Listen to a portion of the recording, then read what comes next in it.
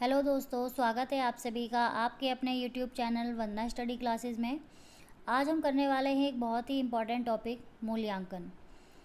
आज हम इस वीडियो में मूल्यांकन के साथ मापन और आकलन यानी कि मेज़रमेंट, असेसमेंट एंड इवेल्युएशन, इन तीनों को ही एक एक करके पढ़ेंगे।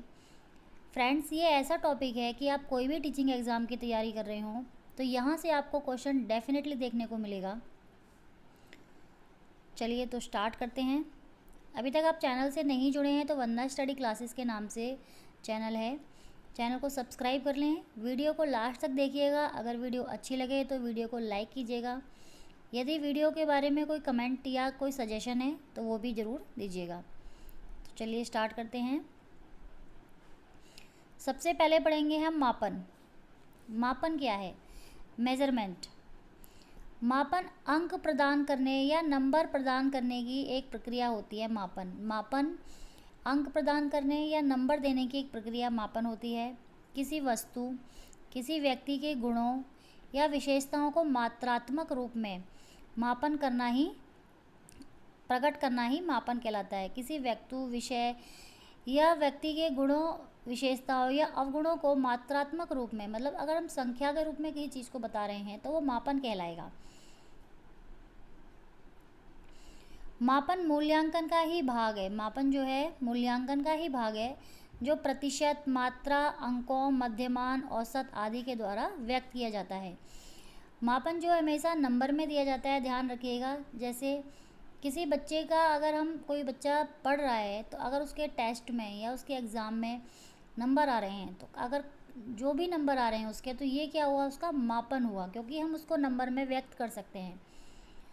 अगर आप किसी बच्चे की हाइट नाप रहे हैं तो हाइट भी आप नंबर में व्यक्त करके बता सकते हैं, तो ये भी क्या कहलाएगा? मापन कहलाएगा।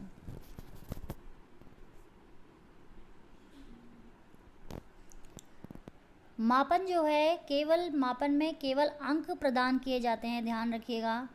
और मापन केवल मात्रात्मक होता है, ध्यान रखिएगा। मापन जो है ये केवल मात्रात्मक रूप में होता है, मतलब संख्याओं के रूप में व्यक्त किया जाता है। मापन मूल्यांकन का ही अंग है, इम्पॉर्टेंट है, ध्यान रखिएगा। इसके बाद है, नेक्स्ट है आकलन।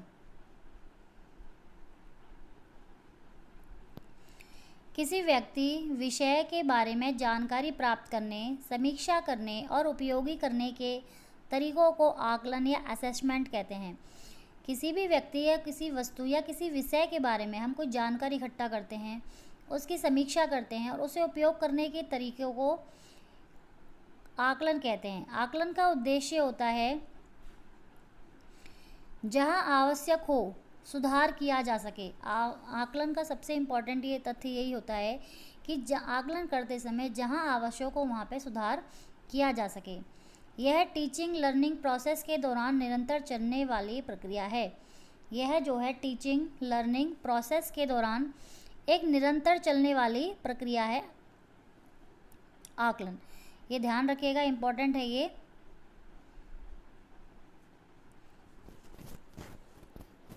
आकलन जो है ये इवैल्यूएशन यानी मूल्यांकन का ही एक भाग है, मतलब आकलन का विस्तृत रूप ही मूल्यांकन है। आकलन जो है एक संक्षिप्त प्रक्रिया है और मूल्यांकन एक व्यापक प्रक्रिया है, ध्यान रखिएगा। आकलन में जो है फीडबैक दिया जाता है कि बच्चे ने कितना सीखा है, लर्निंग में कितना इम्प्रूव किया है, यह आकलन में किया जाता है। इसके बाद हम पढ़ेंगे आकलन के प्रकार। इम्पॉर्टेंट है आकलन के प्रकार। रचनात्मक आकलन और एक होता है योगात्मक आकलन, ध्यान रखिएगा। रचनात्मक, इसको बोलते हैं फॉर्मेटिव असेसमेंट। फ्रेंड्स ध्यान रखिएगा, ये जो टाइप्स हैं इसके आकलन के या इवेल्युएशन के, इसके आप नाम जो इंग्लिश में याद कीजिएगा, क्योंकि हिंदी में इनके कई नाम हैं। तो इसके रचनात्मक का आप इंग्लिश में फॉर्मेटिव, ध्यान रखिएगा, फॉर्मेटिव असेसमेंट। और एक योगात्मक होता है, इसको संकलनात्मक भी कहते हैं, ये होता है समेटिव असेसमेंट। पहले पढ़ेंगे रचनात्मक आकलन। पढ़ने के दौरान, मतलब पढ़ाने के दौरान, एक अध्यापक जब बच्चे को पढ़ा रहा है, ड्यूरिंग लर्निंग किया गया आकलन पढ़ाने के दौरान किया गया आकलन ही रचनात्मक आकलन कहलाता है। फॉर्मेटिव असेसमेंट, जैसे कि एक टीचर जो है क्लास में पढ़ा रहा है, एक मतलब सब्जेक्ट, कोई टॉपिक, कोई चैप्टर पढ़ा रहा है वो क्लास में, और पढ़ाते पढ़ाते ही उसने बीच में पूछ लिया कि इस वर्ड का मीनिंग क्या है, तो ये क्या कहलाएगा? आकलन कहलाएगा पढ़ाने के दौरान। या जैसे आज अध्यापक ने एक पाठ पूरा करा दिया हो और बोला कि कल इसके प्रश्न उत्तर का या इसके शब्दार्थ का या इस पूरे पाठ का जो है टेस्ट होगा, तो पढ़ाने के दौरान ही क्या होगा ये? तो ये कहलाएगा रचनात्मक आकलन, फॉर्मेटिव असेसमेंट, ध्यान रखिएगा। उसके बाद है योगात्मक आकलन, सबमेटिव असेसमेंट।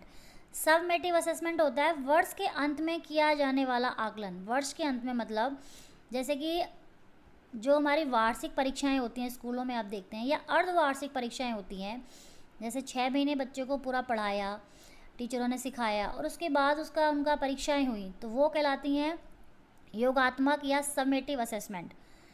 ठीक है फ्रेंड्स। या लास्ट में जैसे साल के अंत में वार्षिक परीक्षाएं होती हैं, तो ये कहलाती हैं योगात्मक आकलन। ये इस तरह पूछा जाता है क्वेश्चन कि वार्षिक परीक्षा किसका भाग है, सबमेटिव असेसमेंट या फॉर्मेटिव असेसमेंट का। इस तरह पूछा जाता है कि यूनिट टेस्ट जो होते हैं, यूनिट टेस्ट वो किसका भाग होते हैं, फॉर्मेटिव असेसमेंट या सबमेटिव असेसमेंट। तो ध्यान रखिएगा, जो यूनिट टेस्ट होते हैं वो होते हैं फॉर्मेटिव असेसमेंट का भाग। ये फॉर्मेटिव असेसमेंट और सबमेटिव असेसमेंट, इनसे संबंधित तीन वर्ड हैं जो आते हैं एग्ज़ाम में। पहला है अधिगम के रूप में आकलन, असेसमेंट एज लर्निंग, ये इस तरह से आते हैं। सीखने के रूप में आकलन, तो हिंदी में ये थोड़ा डिफ़िकल्ट है, आप इंग्लिश में ये 3 टर्म याद कर लीजिए, क्योंकि इस टर्म को देके पूछ लिया जाता है कि ये किस में आता है। तो पहला है अधिगम के रूप में आकलन, यानी सीखने के रूप में आकलन, तो ये होता है assessment as learning. Assessment as learning किस में आएगा? सेल्फ असेसमेंट, जब बच्चा खुद पढ़ रहा है अपने अधिगम को, वो खुद चेक करता है, तो ये कहलाता है स्वयं आकलन। ध्यान रखिएगा, स्वयं आकलन। उसके बाद है अधिगम के लिए आकलन, तो असेसमेंट फॉर लर्निंग, इंपॉर्टेंट है ये। असेसमेंट फॉर लर्निंग पूछा जाता है कि ये किसका भाग है, सबमेटिव असेसमेंट का, फॉर्मेटिव असेसमेंट का, या अदर का, या दोनों का, इस तरह पूछ लिया जाता है। तो असेसमेंट फॉर लर्निंग ये है फॉर्मेटिव असेसमेंट का। आप इसको इस तरह ध्यान रखते हैं, फॉर लर्निंग है तो फॉर्मेटिव आएगा, फॉर लर्निंग है तो फॉर्मेटिव असेसमेंट आएगा। थर्ड है इसमें अधिगम का आकलन, अधिगम का आकलन यानी assessment of learning. Assessment of learning किससे आएगा? Summative assessment. यह है योगात्मक आकलन जो साल के अंत में किया जाता है। पूछ लिया जाता है कि अधिगम का आकलन या असेसमेंट ऑफ लर्निंग किसका एक पार्ट है, तो ये होता है सबमेटिव असेसमेंट, ध्यान रखिएगा। इसके बाद हम पढ़ेंगे मूल्यांकन। मूल्यांकन का अर्थ, मूल्यांकन का अर्थ है मूल्य का अंकन करना। यह मूल्य निर्धारण की प्रक्रिया है जो मापन की अपेक्षा अधिक विस्तृत है। देखिए अभी हमने मापन पढ़ा था, तो मापन जो है मूल्यांकन का ही भाग है। ये एक विस्तृत जो है, अधिक विस्तृत है ये किसकी? मापन की अपेक्षा। मतलब मापन जो है मूल्यांकन का भाग है और मूल्यांकन मापन से अधिक विस्तृत है, व्यापक है।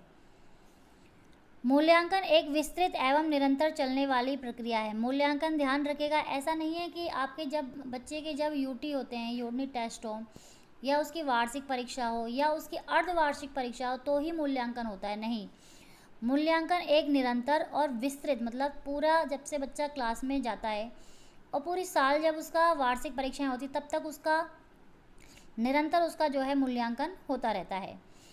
किसी व्यक्ति, वस्तु या विषय आदि के गुण, किसी व्यक्ति वस्तु या विषय आदि के गुण और दोषों का विवेचन करके उसके संबंध में सही निर्णय करना ही मूल्यांकन कहलाता है। ध्यान रखिएगा, किसी व्यक्ति या वस्तु के सिर्फ गुण नहीं, गुण और दोषों का दोनों का ही विवेचन करके सही निर्णय करना मूल्यांकन कहलाता है। मूल्यांकन गुणात्मक एवं मात्रात्मक दोनों होता है, ये इंपॉर्टेंट है, ध्यान रखिएगा। मापन जो होता है वो सिर्फ मात्रात्मक था, मात्रात्मक मतलब जो नंबर में हम जिनको व्यक्त करके दे सकते हैं।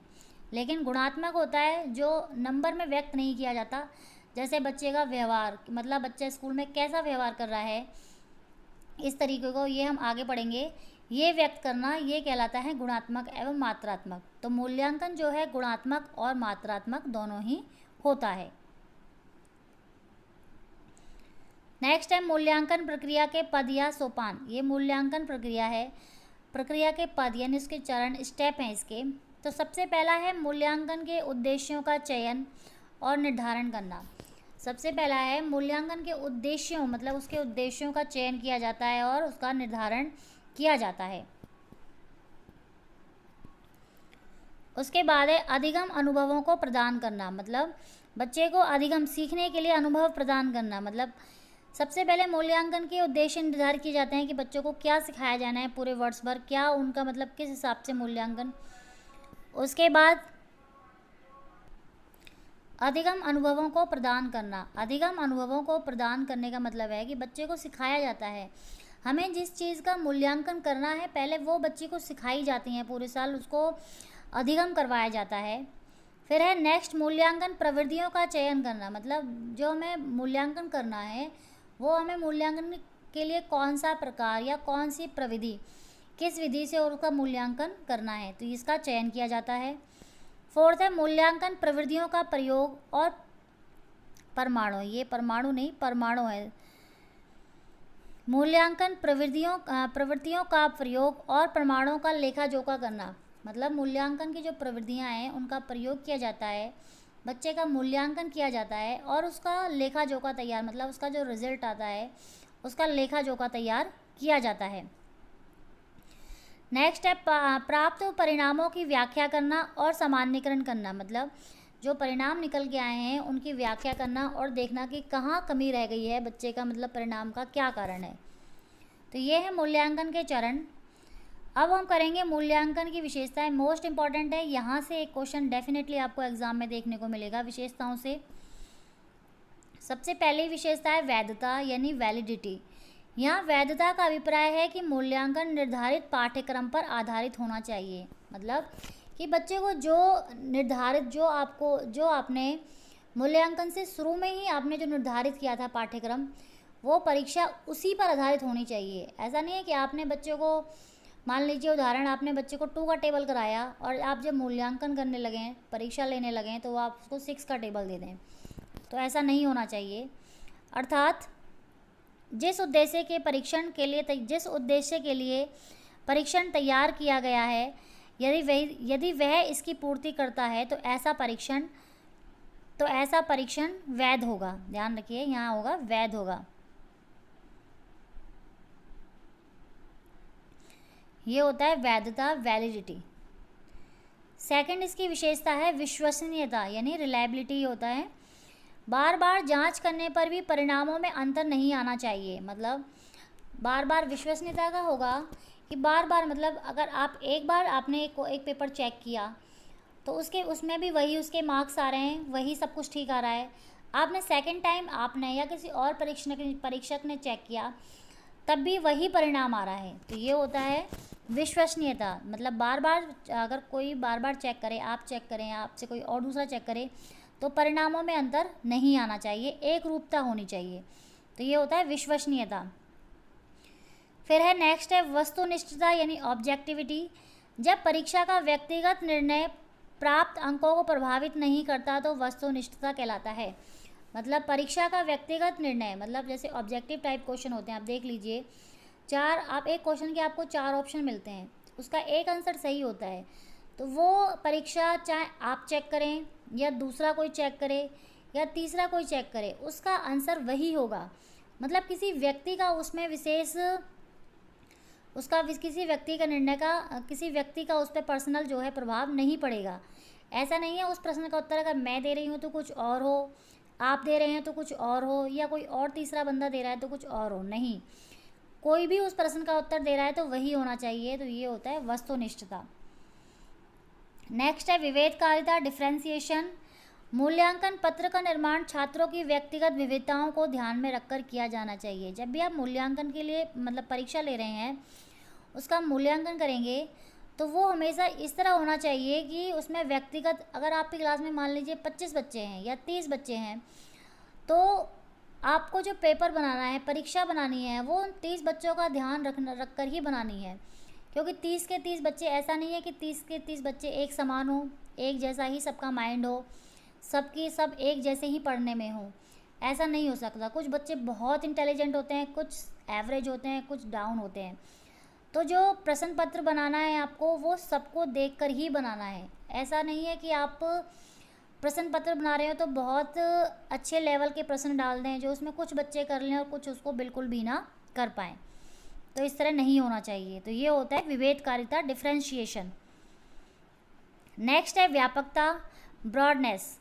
मूल्यांकन में संपूर्ण पाठ्य पुस्तक का समावेश होना चाहिए। ये संपूर्ण पाठ्य पुस्तक का मतलब है कि आपने जितना भी सिलेबस करवाया है, जैसे कि आप मान लीजिए आप एक परीक्षा ले रहे हैं मूल्यांकन के लिए और उसमें आपने आपको 5 चैप्टर करवाए हैं, 5 पाठ करवाए हैं, तो आपको पाँचों पाठों में से उस परीक्षा पत्र को बनाना चाहिए। ऐसा नहीं है कि आपने सिर्फ एक पाठ में से 10 क्वेश्चन ले लिए और बाकी के 4 पाठों में से 4 क्वेश्चन लिए हैं, तो ये गलत होगा। तो व्यापकता होनी चाहिए। तो ये है मूल्यांकन की जो है विशेषताएं थी। यहाँ से एक क्वेश्चन डेफिनेटली आता है, ध्यान रखिएगा। मूल्यांकन की विशेषताएं हैं वैधता, विश्वसनीयता, वस्तुनिष्ठता, विभेदकारिता और व्यापकता। अब पढ़ेंगे मूल्यांकन के प्रकार, ये मोस्ट इम्पॉर्टेंट है। मेन जो मूल्यांकन के प्रकार होते हैं, परिमाणात्मक और गुणात्मक मूल्यांकन। ध्यान रखिएगा, ये मैंने यहाँ पे सिर्फ नाम लिखे हैं, मैंने एक्सप्लेन कर देती हूँ। बच्चे का जो मूल्यांकन किया जाता है आज के टाइम में, वो ऐसा नहीं है कि सिर्फ शैक्षिक पक्ष का, मतलब बच्चा कितना पढ़ रहा है, कितना लिख रहा है, सिर्फ इसका मूल्यांकन नहीं किया जाता है। बच्चे के मूल्यांकन में पूरा शैक्षिक और सह शैक्षिक, ये 2 टर्म है, ध्यान रखिएगा। शैक्षिक और सह शैक्षिक, ये दोनों क्षेत्र सम्मिलित किए जाते हैं। शैक्षिक का मतलब होता है कि बच्चा कितना पढ़ रहा है, कैसा पढ़ रहा है, कितना ग्रो कर रहा है, ये देखा जाता है कि किस हिसाब से बच्चा पढ़ रहा है, जो पहले नहीं पढ़ पा रहा था अब पढ़ पा रहा है या नहीं, ये। और दूसरा होता है उसका सह शैक्षिक। सह शैक्षिक में मतलब जैसे बच्चे की पढ़ाई के अलावा और एक्टिविटीज़ कैसी हैं, बच्चा स्कूल में किस टाइम से कैसे आ रहा है, लेट आ रहा है या जल्दी आ रहा है, बच्चा लंच कैसे करता है, बच्चा स्कूल में और अपने जो साथी हैं उनके साथ उसका व्यवहार कैसा है, बच्चे की और खेलकूद में उसका कैसा व्यवहार है, और एक्टिविटीज़ जो होती हैं स्कूल में उन सब में उसका कैसा व्यवहार है, किस तरह का रिस्पॉन्स देता है। तो ये सारी चीज़ों का भी मूल्यांकन किया जाता है। तो ध्यान रखिएगा, परिमाणात्मक में मूल्यांकन में होता है शैक्षिक पक्ष। ध्यान रखिएगा, परिमाणात्मक में होता है शैक्षिक पक्ष। शैक्षिक पक्ष मतलब बच्चे का जो किताबों से संबंधित जो उसका सिलेबस है, जो पढ़ रहा है, वो देखा जाता है कि बच्चा किस तरह विकास कर रहा है। और फिर गुणात्मक मूल्यांकन में होता है उसका व्यवहार पक्ष। व्यवहार पक्ष मतलब देखिए, परिमाणात्मक शैक्षिक पक्ष में हम नंबर दे सकते हैं, मात्रात्मक, जैसे कि अगर बच्चा जब उसका मतलब परीक्षा दे रहा है तो उसे कितने नंबर आ रहे हैं, उसका मौखिक टेस्ट लिया जा रहा है तो उसमें कितने मार्क्स आ रहे हैं। लेकिन गुणात्मक मूल्यांकन में हम नंबर नहीं देते, ये हमें मतलब गुणात्मक पक्ष में देखा जाता है कि बच्चे का व्यवहार कैसा है। मैंने अभी आपको एक्सप्लेन किया था कि उसका व्यवहार, उसका और साथियों के साथ व्यवहार, उसका मतलब सारी क्रियाएं, सह शैक्षिक क्रियाओं का सभी का मूल्यांकन किया जाता है, जिसे कहते हैं गुणात्मक मूल्यांकन। मूल्यांकन के ये 2 मुख्य प्रकार होते हैं, लेकिन इसके और भी अन्य मुख्य प्रकार हैं जहाँ से क्वेश्चन डेफिनेटली आता है। पहला है निर्माणात्मक या रचनात्मक मूल्यांकन, मतलब फॉर्मेटिव असेसमेंट, फॉर्मेटिव एवेल्युएशन।